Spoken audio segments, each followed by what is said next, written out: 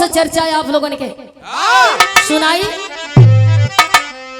कहल जाला कि बेटी चाहे कोई कहो के सयान होले तो भाई बाप का चिंता बढ़ जाला।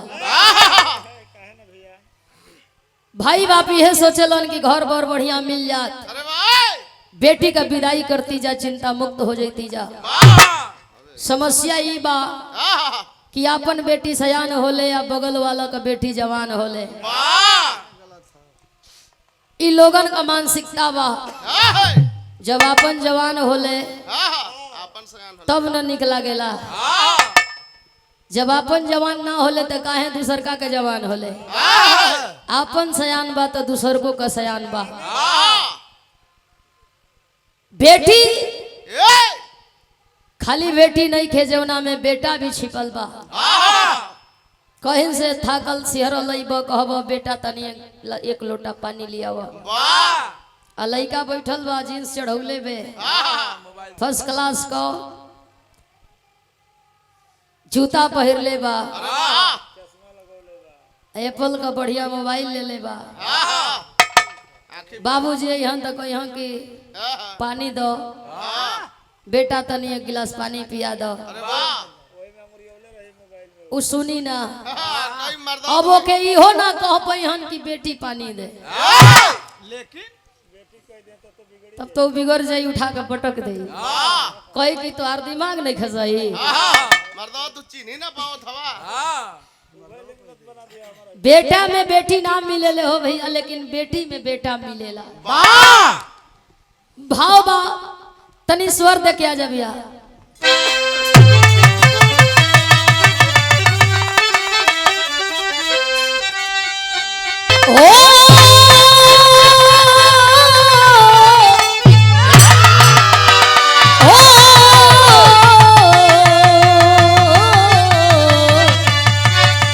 भोले बाबा जगिया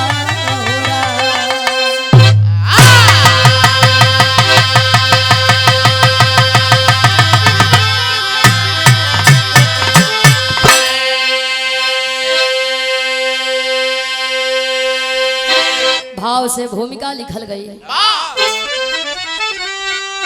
कर्म को ही प्रधान बताते सभी, अरे कर्म अनुसार मिलता है दुनिया में फल। हे प्रतिष्ठानपुर के सुगर साहसी सूरसेन एक महिपाल दानी प्रबल। अंग अंग उठती वीरता की लगरी, और जंग जोशिल जोहरी जवानी रही। सरी बधा करके सहारा वो लाए दुल्हन, अप्सरा से सुधरी जिंदगी रानी रही।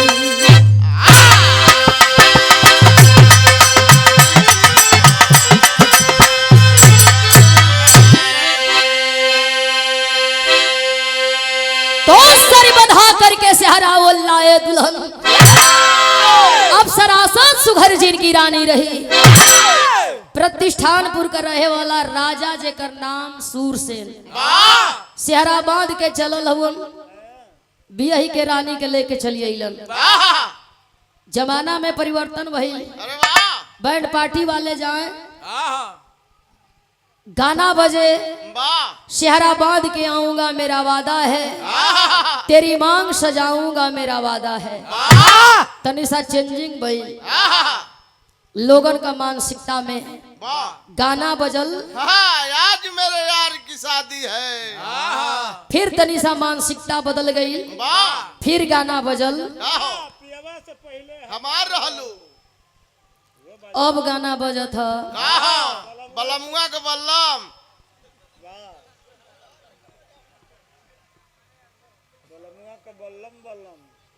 अब गाना बजत गड़े जैसे नरगट का कलम। बलमुआ के बल्लम। ए भैया सूरसेन नामक राजा गइलो, रानी के लेके आ गइलो। चूंकि गाना बहुत बा लेकिन लोग बजावे था। मांग भरलन, राजा लेके अइलो, रानी के अइले धीरे धीरे। 2-4 साल का दिन बीत गई। वाह जब जब दरबार लगे राजा सिंहासन पर बैठे, प्रजा का लोग हंसे का हो कहिया ले।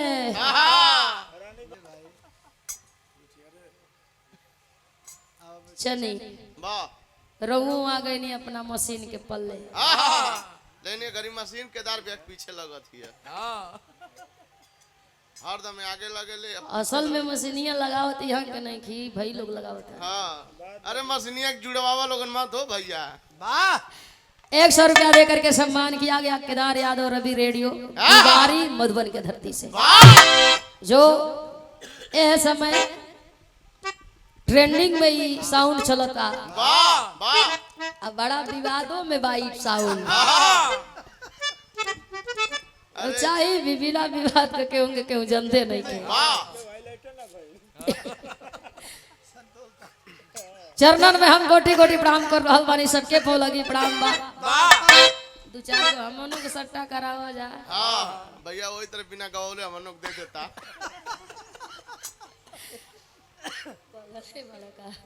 ए भैया प्रजा का लोग हंसे, राजा का बुझाता कुछ हो ही ना। रानी के अले 4 साल हो गए, राजा बात के बुझते नहीं खा गईला दरबार से बैठल हुआ अपना घर में। अली रानी राजा से पूछली कोई दिना से देखो तनी जब जब दरबार से उठ के रहुआ आओ तनी मुंह गिरा के बैठ जाता नी का भइल बा, फोड़ा भइल बा कि कौड़ी छुआइल बा, सिर तो भरल है।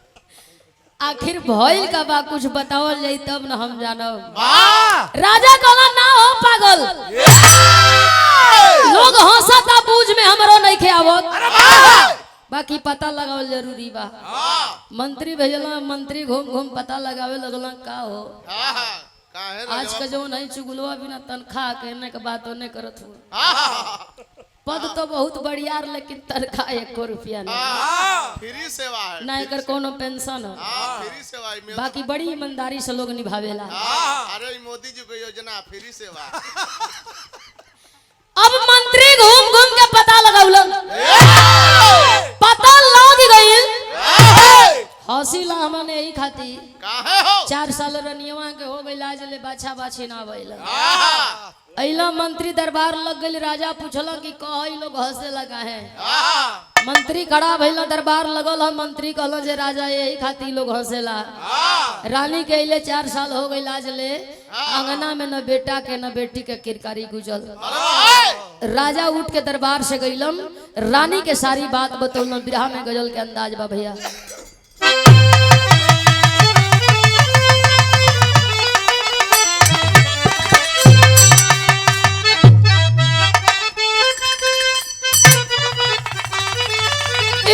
लड़की कहे अरे मैं नाजे हुस्न आज तुम्हें एहतराम करो, अरे जवानी नाम है मेरा मुझे सलाम करो।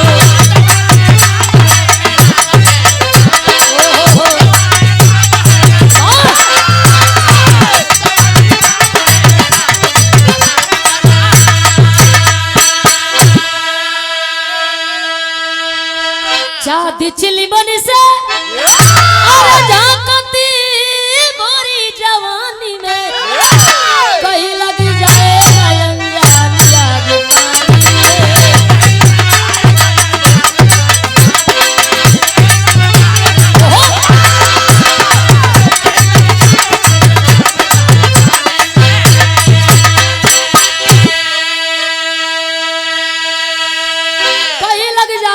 अनजानी आग पानी में। रानी कहले कि ई तो हमना के ऊपर बा कि बेटी बेटा होई कि ना होई। अच्छा चली हो दिन आई कि प्रजा का मुंह बंद हो जाई। वो दिन आ गइल। एक दिन रानी राजा के आके बतावो ताड़ी कि हम माई बने वाली बनी, अब बाप बने वाला बनी। डुग्गी पिटवा दी दरबार में, प्रजा का मुंह बंद हो जाई। राजा गइला डुग्गी पिटवौला, राजा बाप बने वाला हुआ, राजा बाप बने वाला हुआ, रानी माई बने वाली है। प्रजा का लोग हंसल बंद कर दिया, प्रजा के लोगों का मुंह बंद हो गई। अब धीरे धीरे रानी अंगुरी पर दिन गिना ताड़ी की कहिया 9वां महीना पूरा हुई। 9वां महीना पूरा भइल, प्रसव पीड़ा सही के रानी न बेटा जन्म दिहली न बेटी जन्म दिहली। एगो श्रापित लइका पैदा भइल। रहल जरूर लइका, बाकी ओकरा देह से बदबू कीड़ा खानी आवत बा। ओकरा देह पर कहीं कहीं चोइटा बा कीड़ा खानी। श्रापित लइका रहल। राजा रानी लइकवा के देखला बड़ा दुखी भइल। राजा रानी सोचत हुन कि कौने कर्म का फल हमना के मिल गई। चला अब एके मारल भी ठीक ना बा, सेवा कइल जाई, जहिया ले जी मर जाई बात खत्म हो जाई।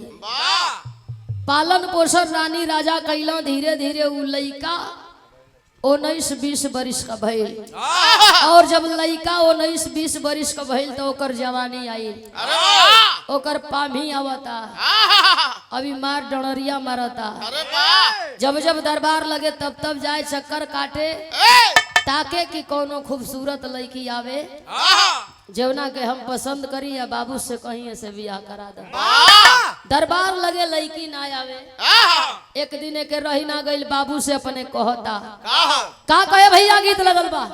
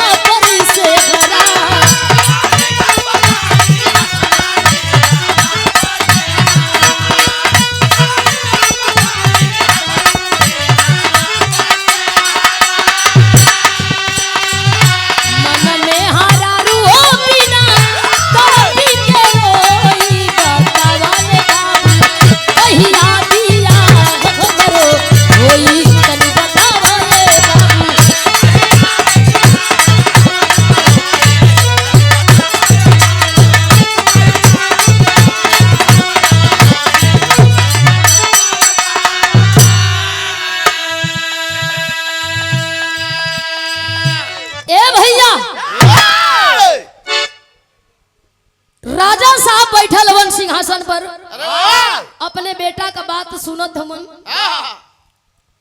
लाजन मुड़ी नीचे कैले हुआ। अच्छा पंचायती में जाके केहू का लइका अपने बाबू से कहे बियाह करा दा, बियाह करावा, हमके मेहरारू चाहत हिया, तो का करें पंचायत करिए कि वहां से उठ के चल जाइए। उठ के कहे मारे सारे तना इज्जत बोलना। अभी जब जब दरबार लगे तब तब एक के बात कहे, जानबूझ के लोगन के सामने कहे।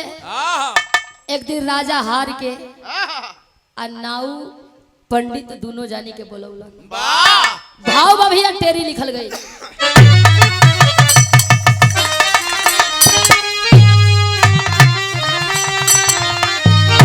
अरे दुल्हनिया कैसे यही कीड़ा का बनी कवनो राजकुमारी राजा को बिटिहनिया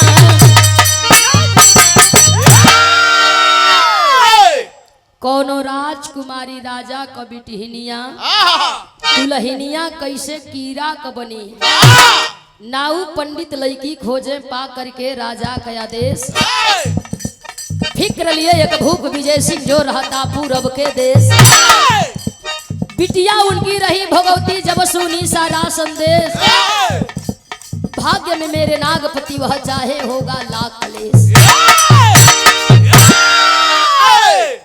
नाऊ पंडित घूमत घूमत गईला पूरब देश का रहे वाला भूप विजय सिंह का एक के बेटी रहल जेवने बेटी का नाम बतावल गई भोगवती भोगवती नाम का लड़की घरवा में से आयल देखत बा कि जजमान लोग बैठल बा हमरे पिता से कुछ बात हो रहल बा गईल घरवा में पानी लेके आई अरे वाह आ वो तना ही में देखत बा कि पंडित जी भागल जात हो पूछला बाबूजी जजमान लोग बड़ा जल्दी अइलो जात हुआ आखिर का बात रहल कन फुकौल भइल हम सुन भी ना पौली राजा बतौला बेटी से कहला कि सुरसेन नामक राजा का बेटवा श्रापित नाग का रिश्ता ये लोग लेके आई लल हो अब तू ही बतावा बिटिया इतना ना हम हिनिन भिनिन हो गई नहीं तो हर बिया हम गोजर बिच्छू से करी भोगवती नाम का लड़की ताकत बेकल ए बाबूजी बर खोजला घर ना मिलल घर खोजला बर ना मिलल अब देखत है कि तोहार बुढ़ौती भी आ गए यही बार गांठे से करा भैया आखिर एंगने कहिया ले चली बुझाता कि हमरा नसीब में 21 रवे लिखल बा भेज के दूगो सिपाही आ जजमान लोगनी के घेरवा लियलस दौड़ के गईला सिपाही लगौला भाला है रानी का आदेश दरबार में वापस लौट चला दोनों जजमान लौट के गईला गनगनाथ हुआ कि रनियमा गर्दन काट ली बुझात बा की गलती हो गई हाथ जोड़ला दुहाई सरकार रानी माफ करो क्षमा करो इच्छा में कजीबला में ले चल गई जानबूझ के नहीं खींचा गलती कैले रानी हंसे लगल कहला नहीं जजमान ऐसा बात नहीं थे एगो पाती लिखवाई के या पंडित जी का हाथे पर रख दिहला कहला एक खोलिया मत आ ले जाके राजा के दे दी लेके पंडित जी चलल हुन पाती राजा के हाथ में दिहलो दरबार सजल ह पाती खोलाइल बचाए लागल वही पाती में लिखल बा राजा आपका बेटवा नाग का रिश्ता हमके मंजूर पूरब देश का रहे वाला भूप विजय सिंह का बिटिया भोगवती का आदेश बा बारात लेके चलिए हम तुहार पतो ही बनब तोहरे बेटवा का मेहरारू बनब जब राजा सुनला हो भैया कि राजा का बेटी तैयार बा मार खुशी से राजा सिंहासन से उतर के लगला डुग्गी पिटवावे राज दरबार में डुग्गी पिटाइल की राजा की बेटवा का रिश्ता तय हो गई राजा की बेटवा नाग का बियाह होई चले के बा खाए के बा नाचे के बा गावे के बा अब अगही से आपन आपन तैयारी बनौले हुआ कुल और खाई ले और उठा के लिया 10 दिन खाई ले दिन सुनिश्चित कईल गई बारात सजल डोली आगे आगे और राजा साहब का लड़का घोड़ा पर राजा साहब पीछे पीछे उनके पीछे बढ़ती है जब बारात चलल है तो वो घड़ी का गीत लगल बा कैसे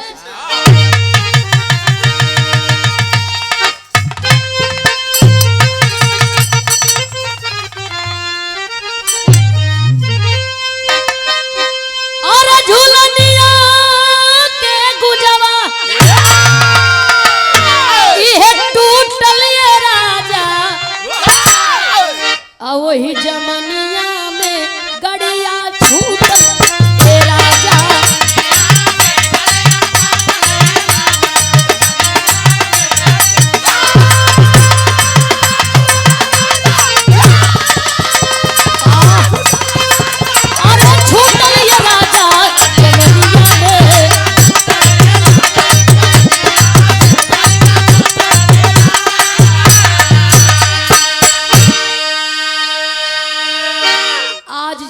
बारात सज के आई।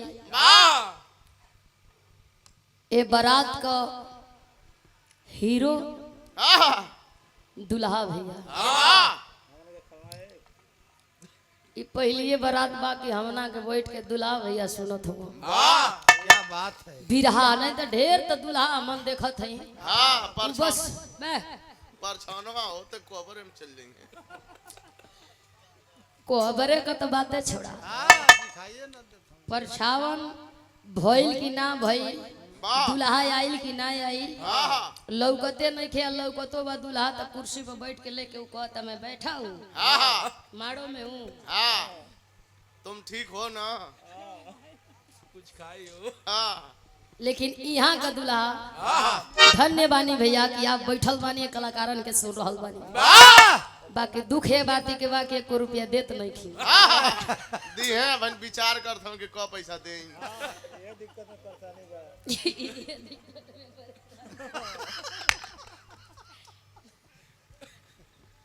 अरे भाई सोच विचार में लगल हम। दी है ऐसा बात ना भैया, ऐसा बात नहीं खे, खाली मजाक होता। हाँ अब थैली में अपना परिवार में बानी जा, अपना घरे दुआरे बानी जा। अब थैली में हाथ डाला मैं भैया देखा मने ले बजाना। ए भैया बारात साज के लेके राजा चलल हुआ। बारात का खुशी कितना होले बढ़ती हन के 10 दिन 15 दिन पहले से रगड़ रगड़ के जूता धोई हन। अरे वाह एरियल सरफ में कपड़ा धोई हन। अब मोजा में उजाला नील लगावे ना 10 गाड़ी मेहरारू के देख अरे कपड़वा प्रेस ना कैली का। लेके बारात राजा चलल हुआ। कैसे भैया? अरे बाजल नगरिया में वही बाजा रे बाबू बनली नगवा दुल्हे राजा रे बाबू बनली नगवा।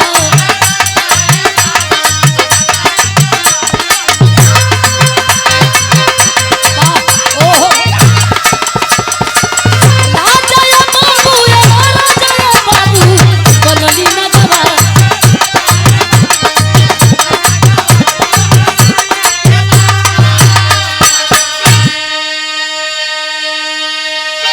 बारात सज के चल दिहलस। बजत बा 56 किस्म का बाजा बजत बा, किस्म किस्म का बर्तिया, सब लोग नाचत बा। फरुआही के बड़ा मतलब वो घड़ी रहल, लुप्त भी हो गरल। फिर फरुआही के मतलब बा। ए भैया बारात दुआरे पहुंचल। हमारा घर से आपके घर से जब बारात निकले ले देखल जाला कि केहू छूटल तो नहीं खे न। गाड़ी जगो कईल गईल बे आइल बे न, सबके बैठा लिहल जाला। घर मालिक सबसे पीछे बैठेलन।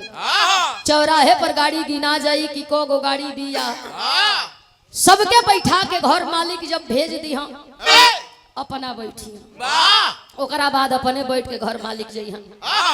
बाजार के गने होला 20 रुपया बा तब 5 रुपया के 1 मुट्ठा बीड़ी और 10 रुपया को सुरती आ जौन 5 रुपया बचल बा ओकर एगो सलाई।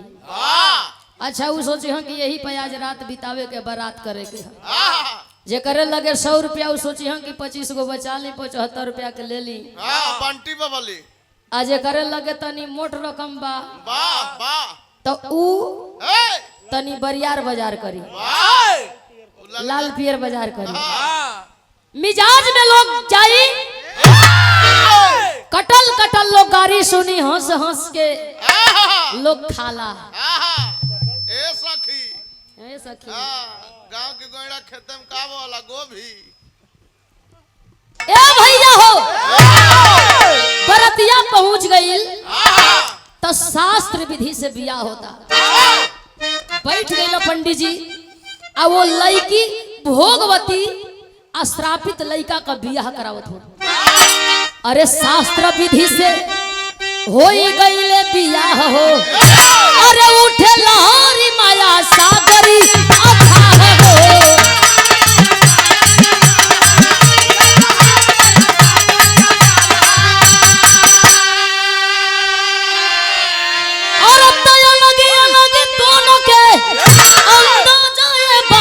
बनली नगवा दुल्हे राजा ये बाबू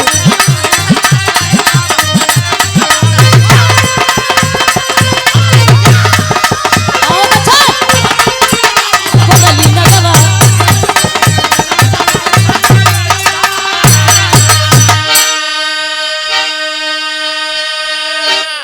बियाह हो गई बारात का विदाई होत बा भोर का बेला जब बारात वापस आई दुल्हन अपने पति का इंतजार करत बा रसम माई सबकी घर का बात बा दिन बीत जाई गोड़ लगाई में दुल्हन सिहर जाई मुंह दिखाई में दुल्हन सिहर जाई शाम का बेरा दुल्हन को नींद लागी तो कतना जागी ए भैया दुल्हन अपने पति का इंतजार करत बा शाम का बेरा इंतजार करत करत सुती गई घड़ी 12 बजौला एक बार नींद टूटल देखत बा हमार पति नहीं खन बैठ के रानी रोवत बा कि हमरा में कोनो कमी बा आकि लेन देन में हमार बाबूजी कमी कैला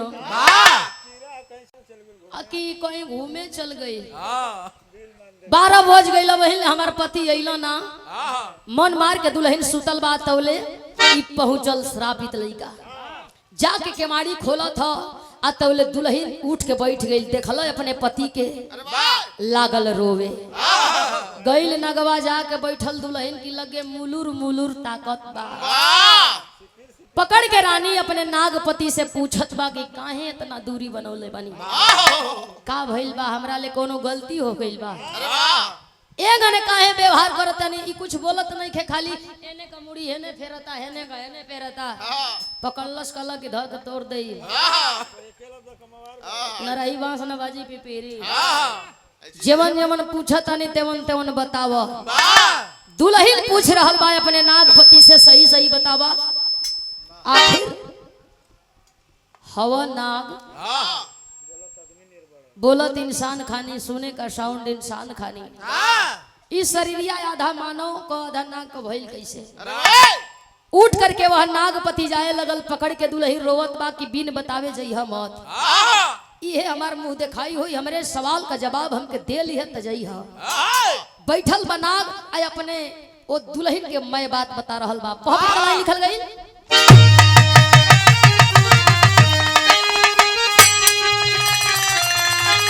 अरे हो गईली जब पहली मुलाकातिया सुहागरतिया में नाग बतावे लागल पीतल बतिया सुहागरतिया में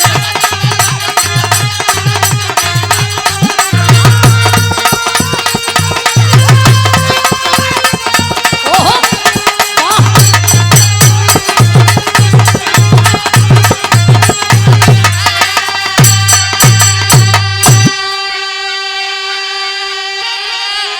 हमें लगल बास्त्राप शिव के सुनीला हमारी प्यारी हो केहू के टरल ना टरे वो दुनिया का होनहारी हो अलग अलग यापन यापन किस्मतिया सुहागरतिया में अब हो गए दुनिया कली और प्रीतिया सुहागरतिया में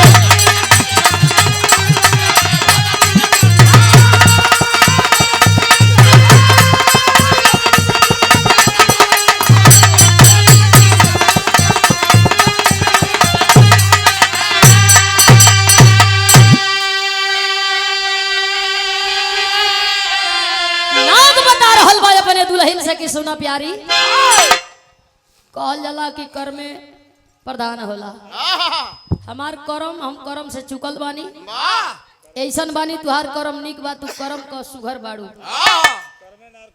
कोई के जाए लगल पकल्ला दुल्हन कहला कि तुहार बतिया पूरा भइल होई अरे करी जोरी नाग से उहे बोलली बातू लगिलिया स्वामी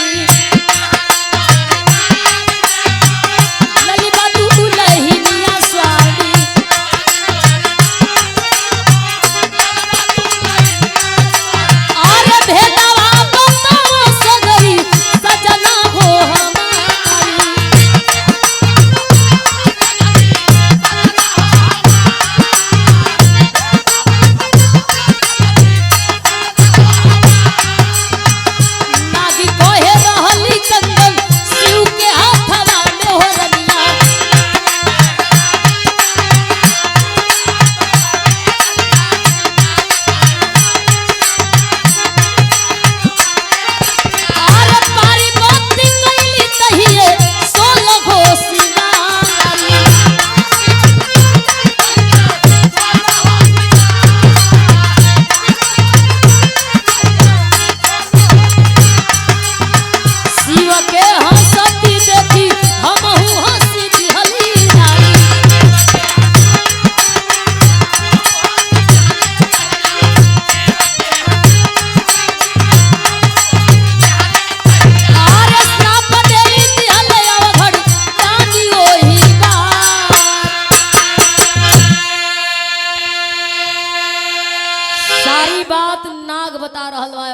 पत्नी से।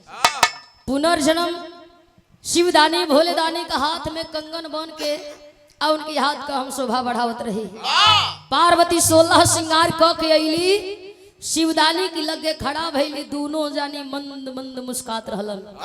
आ दोनों जानी का मुस्कान देख के हम हंस दिली। ये तो काल हो गई। झटक के फेंकल शिवदानी कुछ दूरे गिर गई। शराप दिल जा। हमारे सती के देख के हंसले बाड़ा। मानव तन से जन्म हुई, आधा शरीर मानव आधा नाग का। जवानी में जब अइब तो मेहरारू को सुख ना मिली। वाह उहे शराप आज ले हम भोगतानी। दुल्हन कलर का हो तब तो बड़ा निर्दयी बनल। शराप दिल काट कोनो नाई बतौल। अरे वाह नाग बता रहल बा दुल्हन के पैर पकड़ के रोवे लगली। शिवदानी हमारी पर कृपा कर भोलेदानी।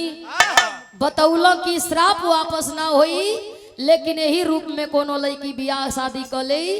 वही लड़की के द्वारा जब गौतमी नदी में स्नान कर लेब श्राप से मुक्त हो जीबा। शरीरिया राजकुमार को हो जाए। ए भैया जब तनी दुल्हन सुनल तो पकड़ के बैठौले बाकी छोड़ दे तो भाग जाई।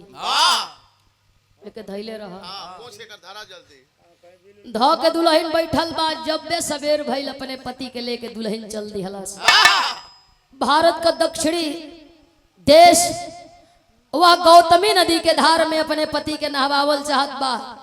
4 बजल ह। सब लोग 4 बजे उठेला, टहलेला, घूमेला। वही समय ही अपने पति के लेके गौतमी नदी में हेल गए। और जब गौतमी नदी में पति के लेके हेलल बिया तो बिरहा का आखिरी जोड़ लिखल गइल बा।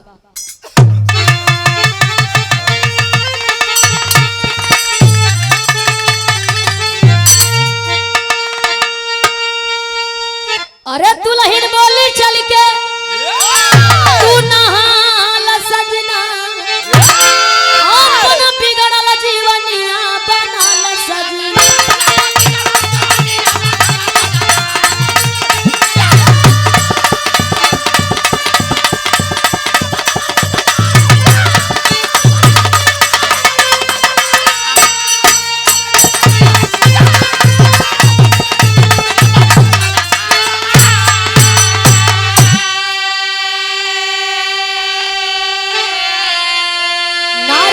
गौतमी में नाग वह नहाया और मानव का शरीर तब सुघर रूप पाया।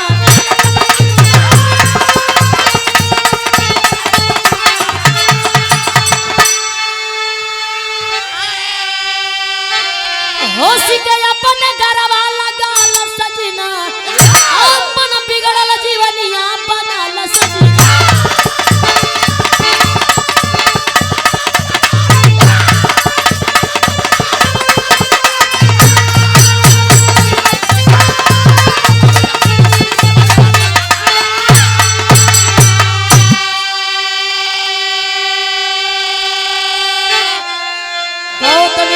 दुल्हन अपने पति के नहवावत बा। डुबाई के 5 बार निकलल बहरे। धीरे धीरे शरीर चेंज भइल। श्राप से लड़का मुक्त हो गई। एक सुंदर राजकुमार के रूप में पति के देख के दुल्हन बड़ी खुश बा। जाके कलाई धैला राजकुमार ताकत बा। कौन है आप? कौन है प्रिय? छूने का नहीं। काला के तुहार मेहरारू है। तू बियाह के लेके आई हुआ। कला के हम चिन्हत जानत ना है। सारी कहानी दुल्हन बतौलस। लेकर के राजकुमार अपने रानी के दरबार में अइलन। सारी कहानी बतौल दुल्हन राजा से। एक बार राजा फिर दरबार में डुग्गी पिटवौल कि राजा अब हमार बेटा बनी। लोग हंसता कि रजो पगला गई, अभी कीड़ा के राजा बनाई। मती खराब है करवाइलिए। सब लोग जुटल, दरबार लगल। जब जाके सिंहासन पर राजकुमार बैठल, राजा के ऊपर लोग शंका जतावत बा। लोग हंसत बा के बुझाता किरवा कहाँ बा। राजा कहलन कि इहे किरवा है, दूसर नहीं खे। सब लोग पूछत बा। राजा सारी बात बतौला। ये हमार जौन बहु भोगवती ये ले जाके गौतमी नदी में नहवली। पाप से बेटा मुक्ति पा गई। एक सुंदर राजकुमार हो गई। लविराज चलाई और हम तीरथ करब। प्रजा के लोग खुश भइलन। यहाँ का बात यही छोड़े जहाँ उ नहा के आ राजकुमार बनल बा। अब वहाँ के लोगन का विश्वास देखा। गौतमी नदी के तट पर एक सुंदर नाग मंदिर बनल और लोग साधना भक्ति करे लगल। जेके जहाँ जितनी जगह मिलल अपन दुकान दौरी खोल के कोई फूल बेचत बा, कोई नरियर बेचत बा, कोई फोटो बेचत बा, कोई जेकर ढेर जमीन बा त मैरिज हॉल बनवा ले बा, बियाहो होत बा। कहीं कहीं खूब सुघर घर मिली, बर मिली, बाबू जी यहाँ 5 लाख दी हो, शादी ब्याह संपन्न हो जाई, साल 2 साल बीती, 2 लड़का हुई हैं, तब लड़की का फोन आई, रोई बाबूजी से कही कि बड़ा दुख बा। कहिया कि हाँ हाँ हाँ जान गईली कहलू न सऊदी वाला लड़का खोजले हैं। लड़की कही का करत रहल, तो बाबूजी कहिया का करत रहल, वाह 1 नंबर का बिल्डर का ठेकेदार रहल। सऊदी में जाके बकरी चरावत रहे। तो लड़किया कही कि सऊदिया में ई का कैला ना कैला उ तो हम ना देखली। तू हमके जगह लोग कहल तिलक देला 5 लाख, बाकी अब ई जवन करता सुनल चाहता तो बाबूजी कहिया बताव, कह कि लड़का का करता। तो लड़की रोई या फोनवा पे कही बाबूजी घूम घूम खाली बर्फ बेचता। बाबूजी कहिया कि जाए द तोहर कर में फूटल बा, हम तो बढ़िया लड़का देखले रहले। तो कही कि अबले तो बर्फ, अब कहता कि गोलगप्पा बेच, पानी पूरी कहिया जाए द, कैसो कुछ करत था ना। यही के कहल जाला भाग्य का लेखा जोखा हो बाबू। कबो कबो इंसान बन के बिगड़ जाला और कबो कबो इंसान बिगड़ के बन जाला। कभी भी इंसान के बन के ना बिगड़े के चाहिए। बन के जो बिगड़ गईला तो लोग खाली गरियाई, अब बिगड़ के जो बन गईला तो लोग कही वाह फलानवा का रहल का हो गई। मेहनत कैलस। आखिरी भाव लिखल गईल बा, गुरु बिहारी गुरु गणेश गुरु राम लाल गुणकारी, स्वर्ग बसे चंद्रिका कवि अरे बच्चन जी बने पुजारी।